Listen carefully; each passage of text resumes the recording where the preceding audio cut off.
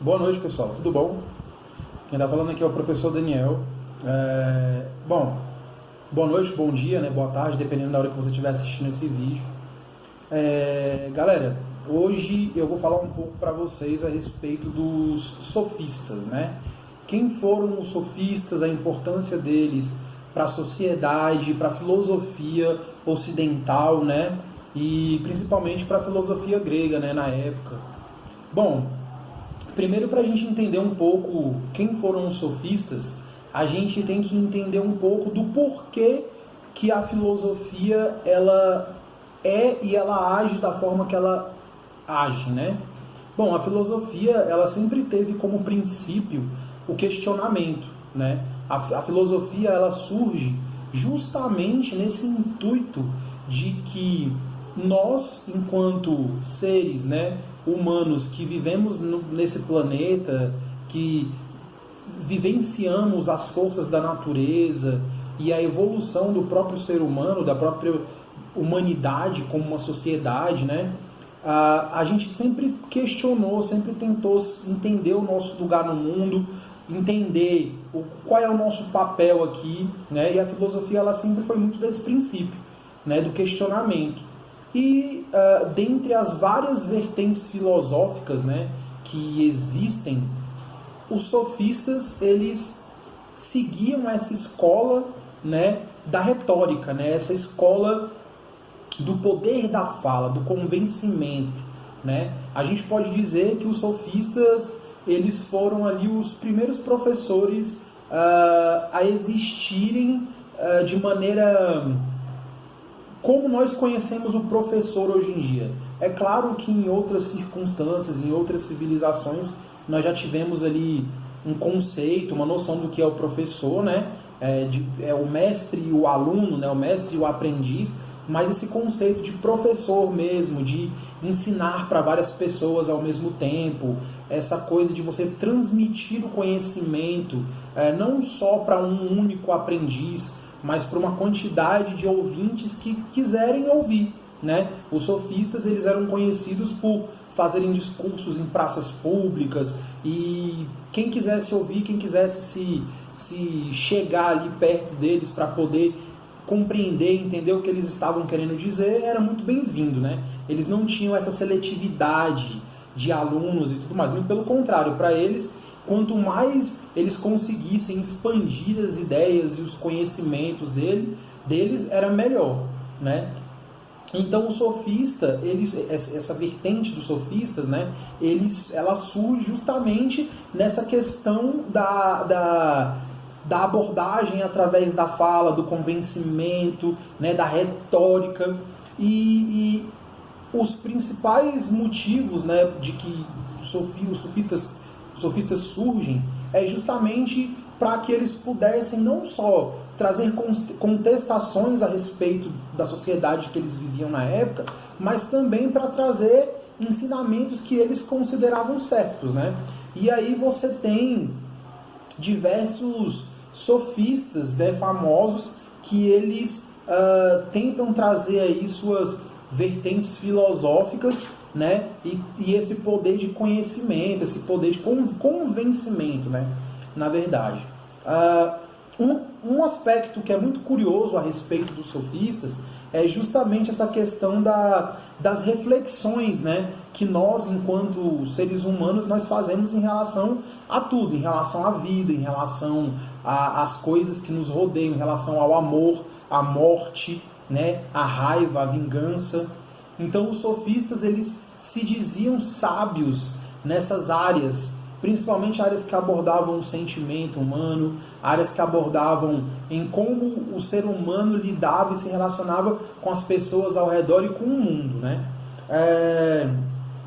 O sofismo ele sempre foi muito também assim, muito humanista, né? Muito humanitário mesmo, humanista, porque ele nunca foi ele não era um movimento de, como eu falei para vocês, ele não era um movimento de exclusão, muito pelo contrário, ele era um movimento de inclusão, né? Porque ele tinha como objetivo que o máximo de pessoas pudesse ouvir os conhecimentos e que também essas pessoas eventualmente pudessem ser capazes de transmitir conhecimentos e fazer a retórica, contestar, conversar, né? Eles eram intelectuais da época, filósofos, né? Alguns eram políticos ali. Os mais famosos dentre esses sofistas, a gente tem o Protágoras, né? E o Górgias, né? O Protágoras, ele tem uma frase muito famosa que é: o homem é a medida de... Existem, obviamente, diversos filósofos sofistas que foram muito famosos na época, mas os dois principais, né, os de maiores destaque, a gente pode dizer que foram Protágoras e Górgias, né? Protágoras, ele era muito conhecido por uma frase que ele dizia, muito interessante, que ele falava assim: o homem é a medida de todas as coisas, né? O que ele queria dizer com essa frase, de que o homem é a medida de todas as coisas?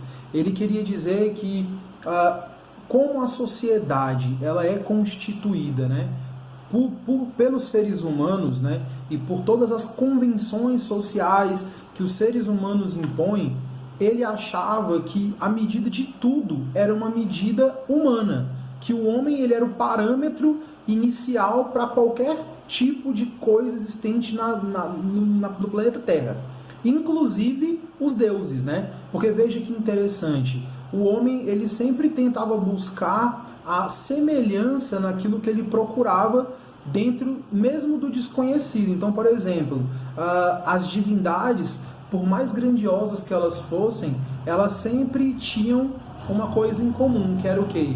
Era a imagem e a semelhança do ser humano, né? Então, quando você fala sobre amor, sobre raiva, sobre descontentamentos, sobre leis, sobre o que é certo, o que é errado, o que é bom, o que é ruim, o que é o bem e o que é o mal, tudo isso você o faz através de medidas, através de parâmetros, tendo o próprio ser humano como base, né? Você nunca vai comparar, de acordo com Protágoras, você nunca vai comparar, por exemplo, se um cachorro, ou se um leão, ou se, enfim, um animal selvagem, ele é ruim. Não, é meramente instintivo. Não é como se não existisse bondade ou maldade no mundo animal, no mundo selvagem, porque eles não são seres racionais, eles não conseguem racionalizar isso. Então, de acordo com Protágoras, o ser humano, né, o homem, ele era a medida de todas as coisas, ok? Que podiam ser raciocinadas, vamos dizer assim, ok? O outro filósofo que eu falei para vocês, que também é bastante conhecido, é Górgias, né? Dentro dos sofistas ali. Górgias, ele era um cara extremamente didático na palavra dele, ele era um cara que ele era muito conhecido pela retórica dele, ele era muito conhecido por ser muito bom com as palavras, ele era contestador, ele gostava sempre de estar desafiando as pessoas, e ele era muito bom no poder de convencimento dele, tá? Ele era muito conhecido por isso, de que ele gostava de causar grandes debates públicos, né, no meio das praças e tudo mais, e ele fazia questão de chamar outros filósofos ou políticos, ou enfim, pessoas que tivessem dispostas, né, a enfrentá-lo ali num debate justo, num debate que é mano a mano ali, por assim dizer, e ele era muito conhecido por ter um poder de convencimento muito grande, ok? Bom, galera, por hoje vai ficar essa aulinha. Ela ficou dividida em duas partes, porque para o vídeo não ficar muito grande, mas enfim, tem essas duas aulinhas, essa aulinha de hoje que falou sobre os sofistas. É claro que é um assunto que ele é muito mais amplo do que isso, dá para falar muito mais a respeito dos sofistas, né? Eu vou tentar trazer mais alguns conteúdos relacionados a isso nas próximas aulas, mas é interessante, pessoal, que vocês saibam que, primeiro, eu coloquei esse capítulo, né? Na verdade, eu coloquei a apostila, um pedaço da apostila, para vocês poderem baixar lá no Google Classroom, né? Vocês também podem assistir aos outros vídeos, né? Os outros links de vídeos que eu mandei para vocês a respeito desse assunto. Então lá vão ter outras formas que estão sendo explicadas a respeito desse assunto.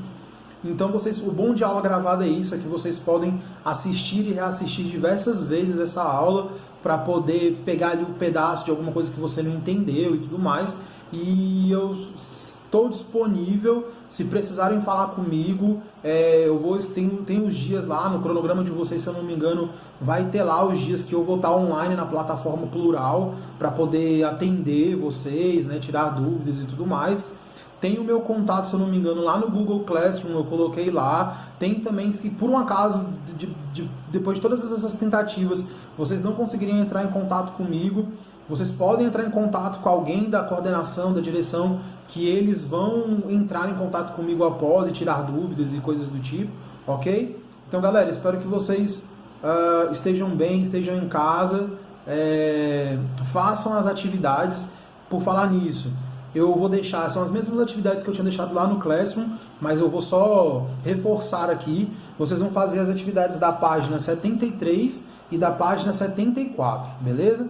Como vocês ainda não possuem a apostila, é interessante que vocês copiem ela no caderno, ok? E deixem lá no caderno para que na próxima aula, quando a gente estiver junto novamente, quando a gente estiver ali fisicamente junto na mesma sala de aula, eu vou dar todos os vistos, beleza, pessoal? Então, não se esqueçam de fazer, tá?